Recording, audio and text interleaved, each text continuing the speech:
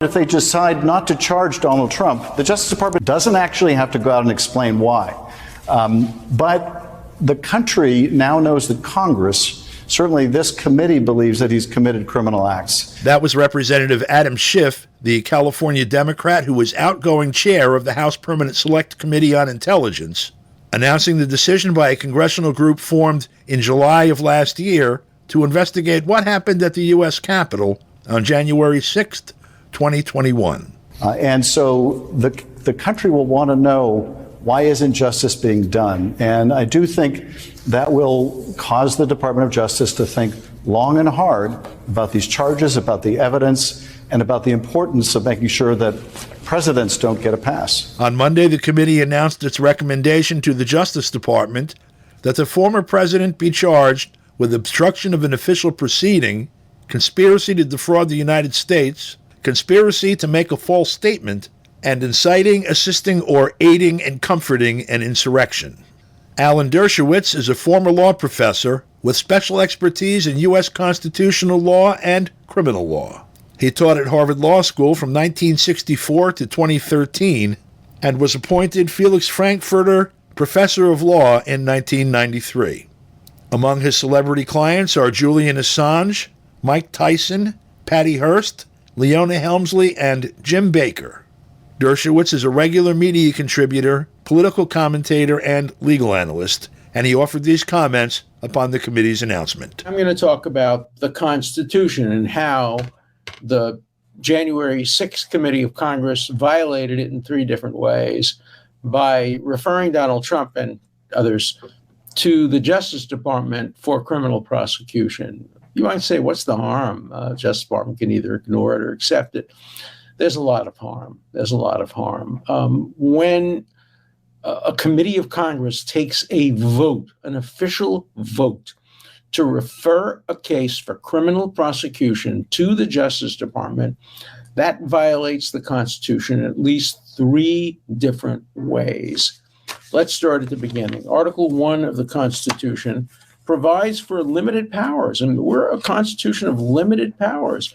Unlike some other governments, the branches of government don't have powers unless they have been allocated to them by the Constitution. So let's start with Article 1. All legislative powers, herein granted shall be vested in Congress of the United States.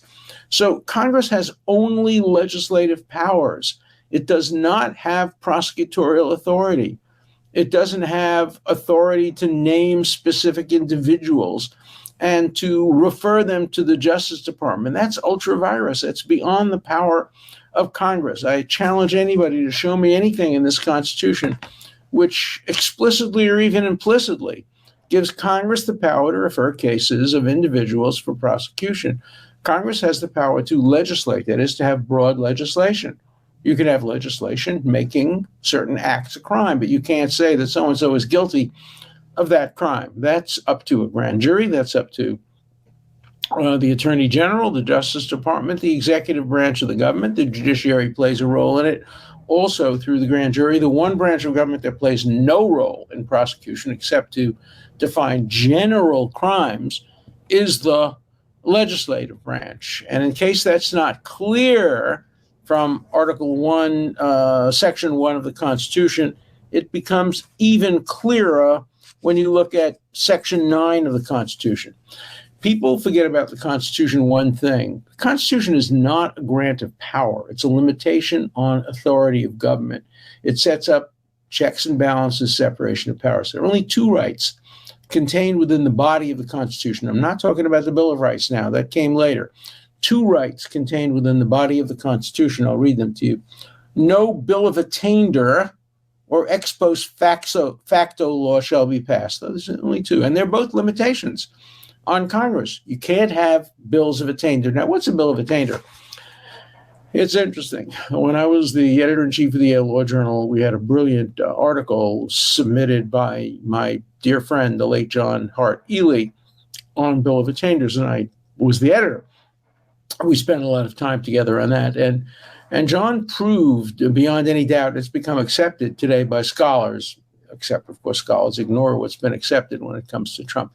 But it was accepted by scholars that the function of the Bill of Attainder, in part, was to assure separation of powers and checks and balances, that it denies Congress the power to decide who is going to be prosecuted. That's what a Bill of Attainder is. A Bill of Attainder was a legislative act by Parliament saying King so-and-so is guilty of treason and shall be decapitated or hanged. That's what exactly the framers of our Constitution didn't want. They didn't want Parliament, in this case, Congress, to decide who's guilty and who's not guilty of crimes. That violates the separation of powers. And so, under Article 3 of the Constitution, they gave judicial powers to a different branch of government. Article 2 gave executive powers to the president, and prosecutorial powers to the attorney general via the president. So far we have two provisions that prohibit Congress from naming individuals and referring them for prosecution. Article 1, the beginning, legislative powers. That's not a legislative power. And then Section 9, the part that talks about Bill of Attainders. It is a Bill of Attainder, if not in literal terms, certainly in spirit. It certainly violates the spirit that says we separate our powers and Congress doesn't have the power to name names. They did it during the McCarthy period.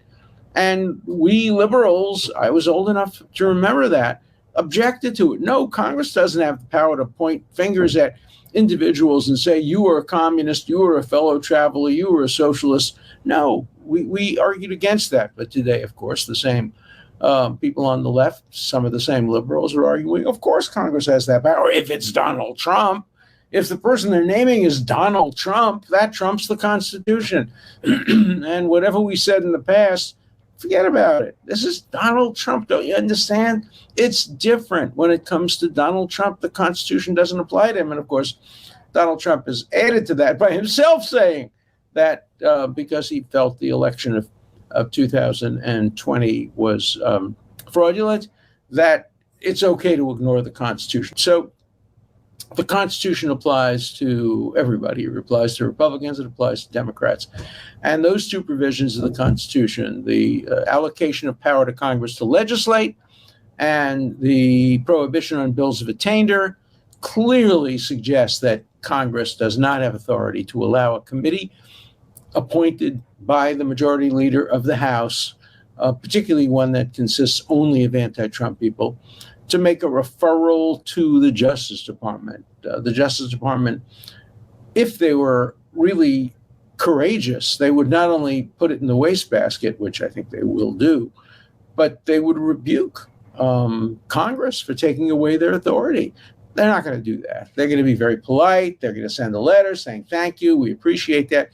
We will read with great care your report and your referrals, and we will make our own decision. Of course, there's a special prosecutor. He's already making decisions based on his allegedly independent investigation. And so the idea of Congress becoming Budinsky's and interfering with that investigation and telling the special prosecutor, telling the Justice Department who they should prosecute is something that deserves a rebuke. For KPFK, I'm Don DeBar.